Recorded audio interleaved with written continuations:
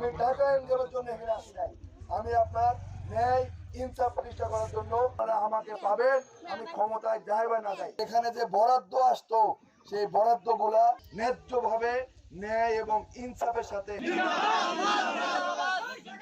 সন্তানের মতো ভাইয়ের মতো। আমাকে কি দেখে নেতার মতো মনে হয়? আমি আপনাদের নেতা না, আমি সন্তান, আপনাদের ভাই। আমি বলতে চাই যে আমি আজকে সকাল থেকে এই এলাকার বিভিন্ন জায়গায় ঘুরলাম। সবচেয়ে বাংলাদেশের অনুন্নত এলাকাদের মধ্যে রাস্তাঘাটে আমার এই এলাকাকে কম উন্নত মনে হয়েছে। বিগত 54 বছরে এখানে বিভিন্ন রাজনৈতিক দলের নেতারা আসছিল, তারা কি এগুলো দেখে নাই? এখানে রাস্তাঘাট কাঁচা, গাড়ি ঢুকতেছে না, রাস্তা ধুলা উঠতেছে। বর্ষাকালে কিভাবে আপনারা চলাফেরা করেন?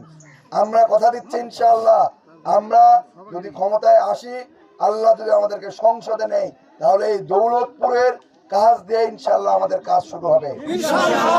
আপনারা সবাই ঐক্যবদ্ধ আছেন?